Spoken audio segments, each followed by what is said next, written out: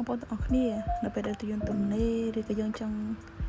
នៅសុកអីយើងចង់អាហារសម្រន់អីនេះដូចខ្ញុំ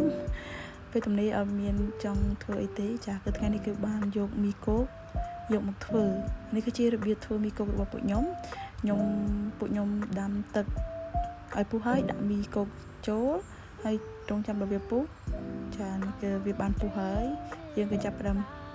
កូរវាចុះឡើងហើយមើលដល់សាច់មីឆ្អិនហើយពួកខ្ញុំក៏បានចាប់ផ្ដើមរៀបចំរបស់របរឲ្យស្រង់ចានេះគឺជាស្រង់មីចេញពីឆ្នាំងចាយ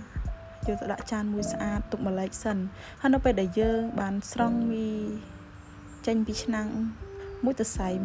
អស់ហើយបន្ទាប់ទៀតក៏ចាប់ផ្ដើមអត់ចាក់ទឹកនោះចោលទេគឺយើងចាប់ផ្ដើមចាក់បន្លែដែលបានលាងរួចយើងចាក់ចូលទៅក្នុងទឹកក្តៅនោះហើយយើងក៏បើកភ្លើងម្ដងទៀតហើយចាក់យកនេះកូរឲ្យវាចូលទឹកសពហើយចាកលេចមកមើលមីរបស់យើងដែលយើងបានដួសទុកមិញយើងក៏ចាប់ផ្ដើមចាក់គ្រឿងចូលទៅក្នុងមីដែលមាននៅកញ្ចប់មីទាំងម៉ាននេះចាក់ចូលទាំងអស់ចាគឺអត់សូវចេះហើទេចាគឺចាក់ចូលទាំងអស់ទាំងម្ទេសទាំងអំបិលទាំងគ្រឿងក្រិចដែលដាក់នៅក្នុងកញ្ចប់មីគឺដាក់ចូលទៅទាំងអស់ចាសូម្បីតែបញ្ចូលសលេងក៏នៅលើទឹកមាត់ដែរចានេះយើងមើលតាមសកម្មភាពទៅ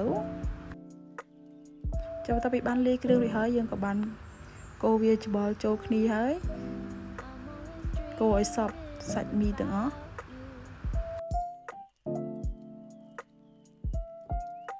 ហើយបន្ទាប់មកយើងក៏អាចចាប់បន្លែដែលយើងបានស្រុះជាមួយទឹកមីមិញហ្នឹងចូល